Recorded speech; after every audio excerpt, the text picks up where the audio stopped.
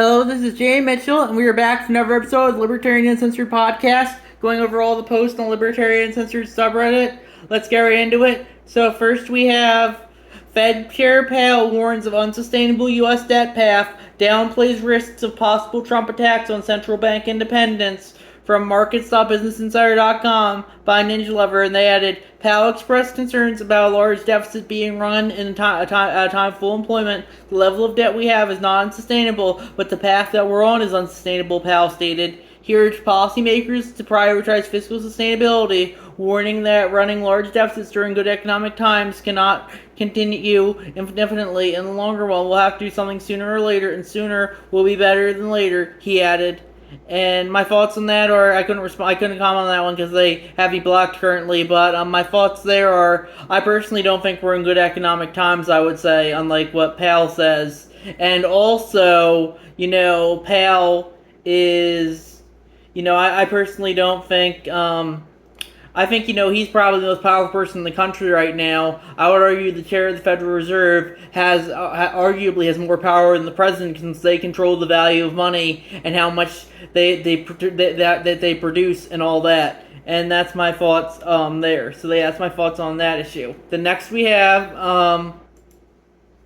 RFK Jr.'s family doesn't want him to run. Even they might not know his dirtiest secrets. His darkest secrets from VanityFair.com by FlimsyL5563, and they added, since the whole RFK Jr.'s Libertarian is making the rounds again thanks to LP Colorado. And I said, I'm not voting for RFK Jr., but this is clearly a hit piece against him. I personally don't think RFK Jr. is that much of a Libertarian. I disagree with the Libertarian of Colorado putting him on the ballot over Chase Oliver, but that being said, this is clearly a hit piece against him because he's running for president, and he's an opposition candidate to Vanity Fair's preferred candidate, which I would assume is Joe Biden. And that's my thoughts on that issue. Then we have sports clubs in the crosshairs. Argentina's austerity measures prompt debate from AlJazeera.com by Ninja Lover. And I didn't respond to that because they have me blocked. But I don't think the government should be funding sports clubs. I think they should all be privately funded. And that's my thoughts on that issue. Then we have Progressive Land Quantity Tax, PLQT, from MPD Max 82. And that was a self-post that they made. And they said, Fred rules, no taxes are federal replies. This is not a general tax discussion. This thread is about how to implement a land tax, or what fundamentally makes a land tax impossible. It is not about the efficacy of taxes in general.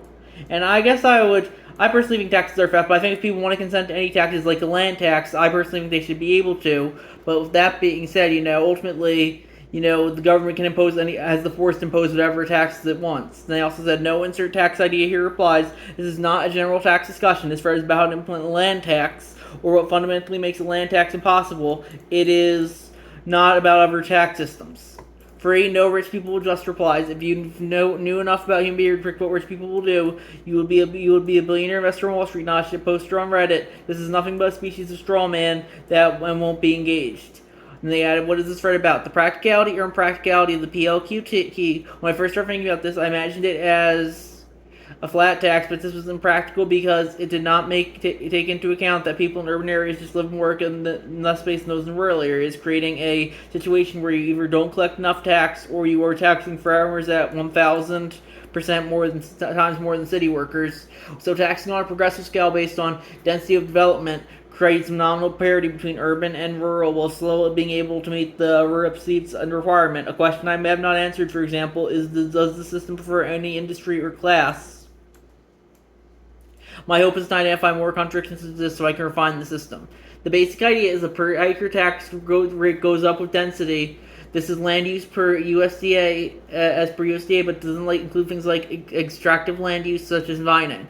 Total area included in estimates 2,264,000,000. Amounts are per acre per year. Rate 1, 2. Cropland 408 million. Forest woodland use 671 million. Permanent passenger range, that's range 614 million. Rate 2, 5,000. Other 232 million. Rate 3, 125,000. Urban area 61 million. This means a 600 feet downtown apartment was resulting in $1,721.76 per year in total taxes paid, with an income of $50,000. That's an income equivalent tax rate of 3.44%, or approximately an 84% reduction in tax burden for those living in urban centers. A 1/3 acre suburban or rural lot hereover would come to $1,595.04 per year in taxes, with an income of $50,000. That's an income equivalent tax of 3.19%, or approximately an 86% reduction in tax burden. A cattle ranch of 1 million acres would result in $2 million in taxes paid, which was a yearly income of $58 million per year. King Ranch is 825 acres and does that. Gross revenue to tax would be 3.45%. That's not how business is taxed directly, because of the ballpark of the effect. A progressive land quantity tax nearly eliminates taxes for the majority of Americans. It's unavoidable and easy to collect. And I guess I would agree with that. I personally think if we do have to have one tax, it should be a land value tax, and that's my thoughts on that issue.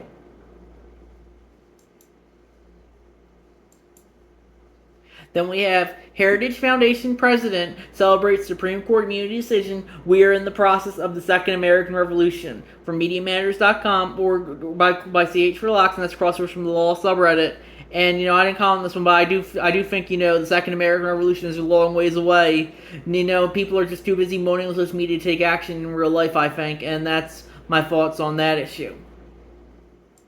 Then we have Justin Amash on Michael Malice's You're Welcome from Michael Malice on YouTube, and that was posted by Far and Chimney, and I said, 2 anti-freedom fascists, am I redditing right? They're probably both fascists by general Reddit standards, but, I personally think they're both more on the libertarian side, although Michael Malice identifies more as an anarchist, I think, and that's my thoughts on that issue.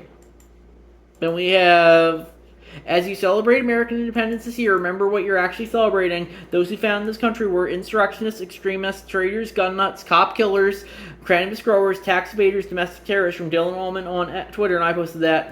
And then he adds, all fighting against a government that was much less powerful, much less intrusive than what has grown into today. What happened to having the guts to do what's necessary to secure your freedom? Far too long, our rulers have ruled without fear of retribution for their tyranny. They can get away with seemingly anything behind the guise of legitimacy. There is a reason none of our representatives seem to be held accountable anymore. Of course, they originally condemned political violence and endorsed peaceful protests. They don't want their force challenged. They're power-hungry goons routinely oppress everyday people with the whole political apparatus behind them. They're just doing their job. Yeah, for monsters. Their oppression leads to widespread extortion, theft, kidnapping, and violence, all while enriching themselves behind closed doors. All they have to worry about is being voted out of power. Then they go back to everyday life like they don't just ruin people's lives, businesses, families, and futures. Afterwards, they're just replaced with someone else who will do the same thing all over again. Something needs to change. The American revolutionary spirit of liberty, freedom, and individuals must be reignited. Guard with jealous attention the public liberty. Suspect everyone who approaches the jewel. Unfortunately, nothing will preserve it but downright force.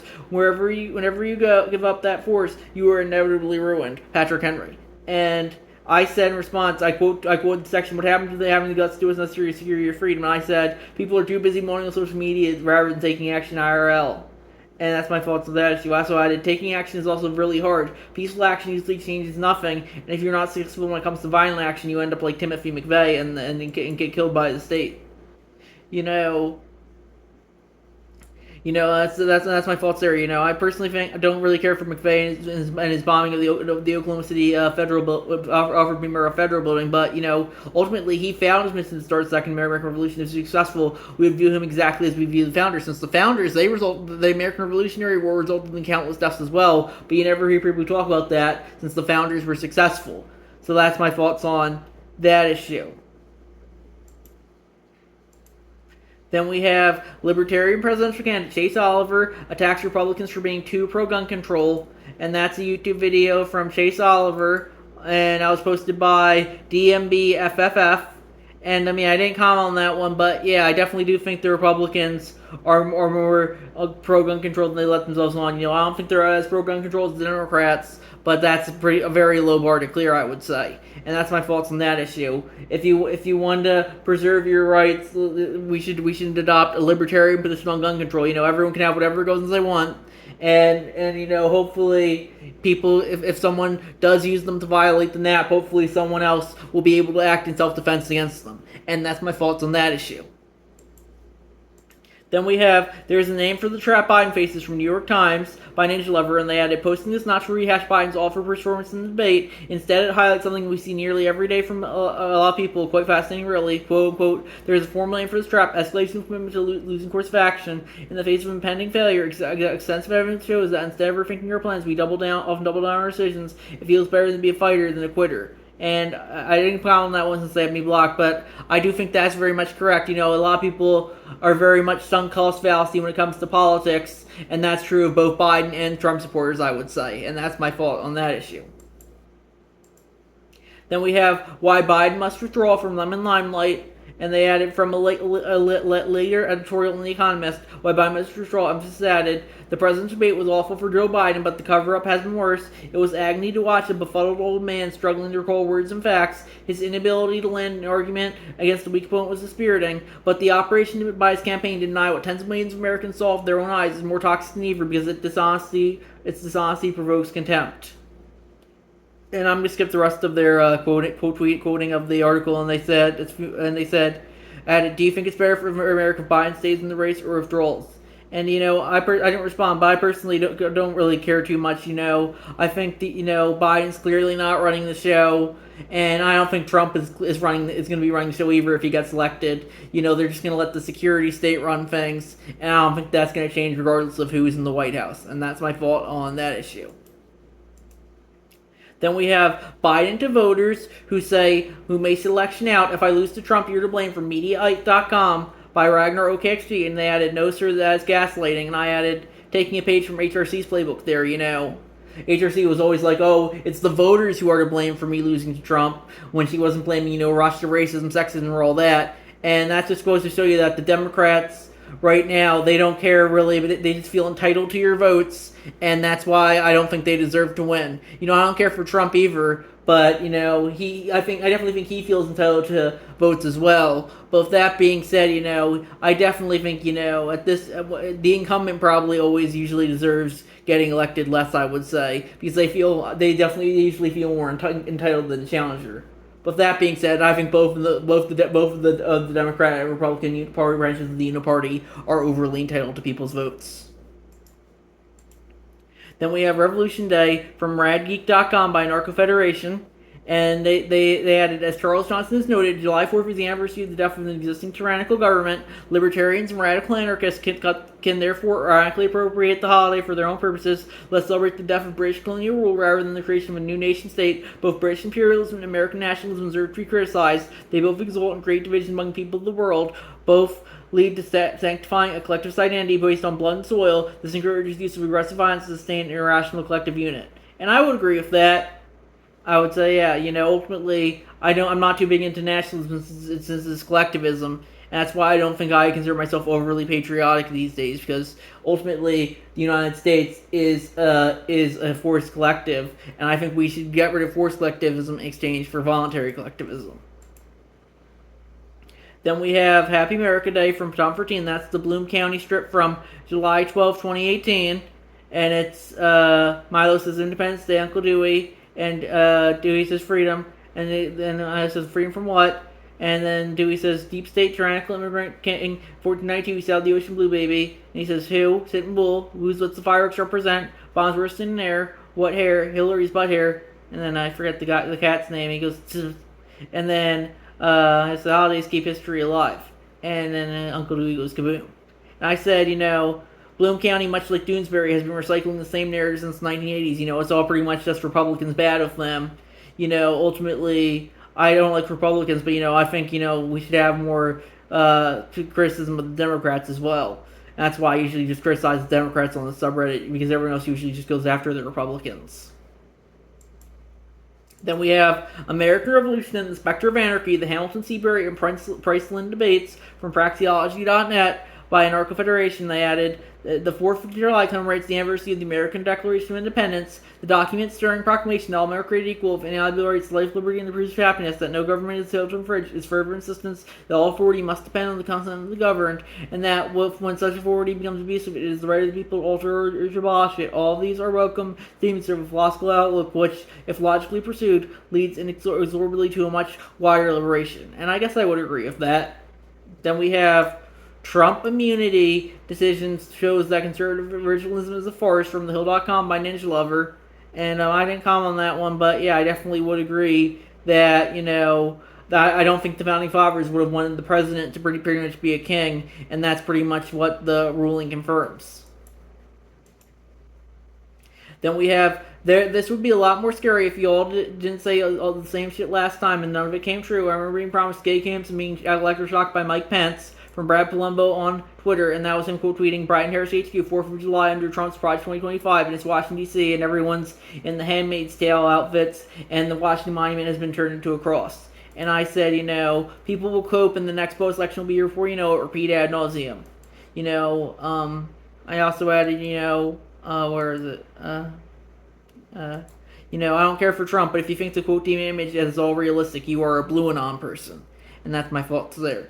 Then we have, he's absolutely right, you should be judged on merit, not your identity, from Alex Armstrong on Twitter, and I posted that, and that was him quote tweeting, it's him sharing a video. Nigel Farage, I was asked the other day what I was going to do for the black community. You know what I said? Nothing, absolutely nothing. I couldn't give a damn if you're black or white, gay or straight, I really don't care. You'll be judged by your character, by your ability, by your contribution to society. And that was in a conversation between Nigel Farage and Jordan Peterson. And I said, is this what passes for far right these days?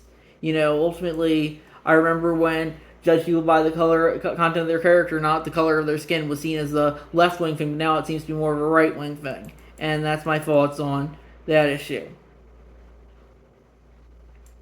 Then we have, here is the ultimate problem with the Trump re-election and the fear of how he'll use the Oval Office from Last Man 30, and they added the ultimate problem is not Trump. The ultimate problem is that the executive branch wields way too much power now. Though I agree that another 4 years in office may be the worst case scenario for democracy, it should not be. The most repugnant human being on earth should be able to win the election. It shouldn't make one difference on the survival of the Constitution of the Republic. If it does, then we need to seriously rein in the power that the Constitution grants to all three branches of the government. And I guess I would agree with that. Ultimately, though, I don't think that's happening anytime soon. People just ignore the Constitution and only bring it up whenever it's convenient for them these days, it seems. And we have opinion. Trump's wildest immunity argument was shot down. What replaced it is worse, from MSNBC.com by Ninja Lover. And then they added, there are people who are making the ridiculous argument that impeachment is a necessary first step prior to criminality charging a president. The embarrassingly bad argument was shot down by Chief Justice John Roberts' immunity ruling. He writes, the implication of Trump's theory is that a president who evades impeachment for one reason or another during his term in office can never be held accountable for his criminal acts in the ordinary course of law. So if the president manages to conceal certain crimes throughout his presidency, or if Congress is unable to muster the local will to impeach the president for his crimes, then they must forever remain in previous to prosecution. Impeachment is a political process by which Congress can remove a president who has committed treason, bribery, and other high crimes and misdemeanors. Article 2, Section 4, transforming that political process into a necessary step in the enforcement of criminal law, finds little support in the text, constitution, or structure of our government. And, I personally don't think that's very good, but I definitely do think, we should be holding the president accountable, but sadly I don't think that's happening, The people right now only seem to care about when accountability involves Trump and not when Obama drone strike U.S. citizens without due process, or when Bush invades Iraq with a unilateral declaration of force, and that, or when, Harry S. Truman drone strike or nuclear bomb civilians, or when FDR puts the Japanese in their internment camps, or when Abe Lincoln, pushes for a war the civil war that kills 600,000. That just goes to show you that you need to always be holding the president accountable, even if the law won't do so. And that's my thoughts on that issue. And then we have Judge cites new civil Supreme Court ruling and blocking healthcare anti-discrimination protections for transgender Americans from CNN by Ninja Lover. And I personally don't think that's very good, but no one has a right to healthcare, and that includes transgender people, and that's my fault on that issue. Then we have Missouri House Speaker announces special election to investigate migrant crime from Komu.com by Ninja Lover, and I personally don't really care for that, but ultimately I think the government should be able to investigate whatever it feels like. That's my fault on that issue. So I think we're going to wrap it up there, and I'll see you guys in the next episode. Bye.